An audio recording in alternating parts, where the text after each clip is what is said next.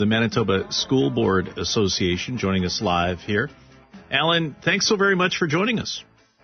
You're welcome. You were going to be part of, and still will be part of, the Congress and National Trustee Gathering on Indigenous Education, slated for here in Winnipeg because of the wildfire situation.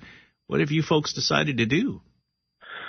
Yeah, so as of today, we've made the difficult but important decision to move that National Trustee Gathering on Indigenous Education and Canadian School Boards Association Congress to a virtual setting. So what would otherwise be an in-person gathering of over 300 school board trustees and school system administrators from across the country will now be a virtual online learning event.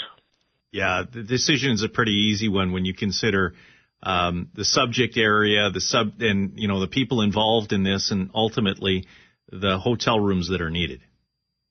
Correct. We have a long-standing relationship with the Delta, both for the Manitoba School Boards Association and the Canadian School Boards Association Congress. When we have had it here before, we've had it at the Delta, and we book the Delta, in its entirety. It's one of the largest hotels in Winnipeg, and so we've had that booking for years now for this national event.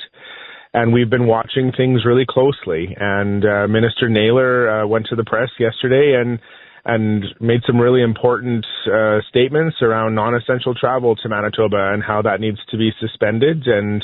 And so for us, it was in some ways, Richard, you're right. It was an easy decision, but 4 years of planning have gone into this event, and I'd be lying if I said I'm not also, in many ways disappointed that we won't have the opportunity to showcase Winnipeg and to bring everyone down to downtown Winnipeg and show off the Winnipeg Art Gallery and the Canadian Museum for Human Rights and our Franco-Manitoba culture and all the things that we love to show off when we bring Canadians to Winnipeg. Yeah, this will pay dividends, though. They'll want to come back and be itching to get here even more in the years to come. So it was the Marriott downtown and the Hilton downtown as well. So that frees up probably close to 400 rooms, yes?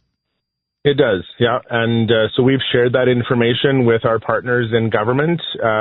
It's obviously we've heard from school boards across the province who've been asking us questions in the last few days around what our plans are for Congress.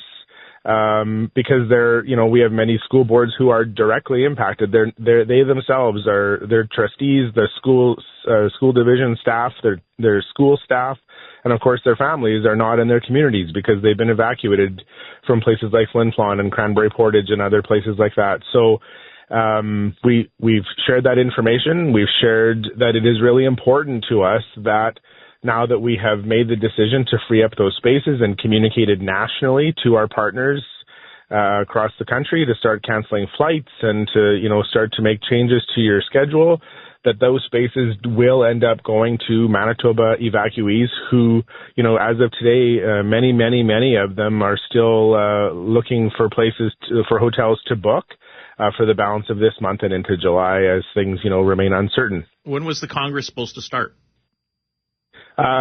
Wednesday, July 2nd, and it was slated to run through till the 5th. So I think the online will be a 2-day event on July 3rd and 4th, and we'll still feature as a signature professional development learning opportunity on Indigenous education. We have speakers like David Suzuki, Phil Fontaine, Cindy Blackstock, Fred Penner, as well as a whole list of professional development opportunities. Now, of course, the caveat to all of those names that I just listed is we're working with all of those people to say, okay, so our format has shifted. Are you okay to go virtual? And we'll share those details out as quickly as we can. Well, it's not as if you folks in education don't get how to do remote.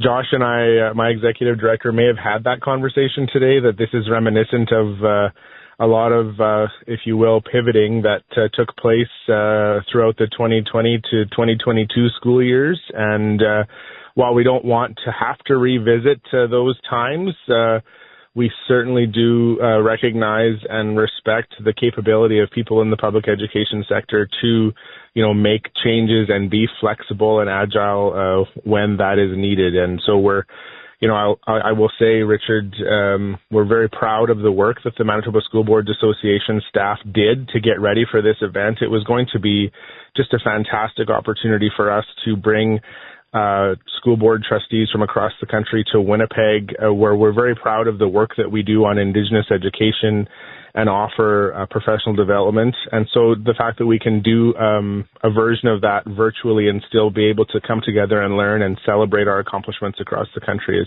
is something that we're still looking forward to, for sure. Alan, thanks for your time. You're welcome. Alan Campbell, President, Manitoba School Boards Association, joining us live to 621.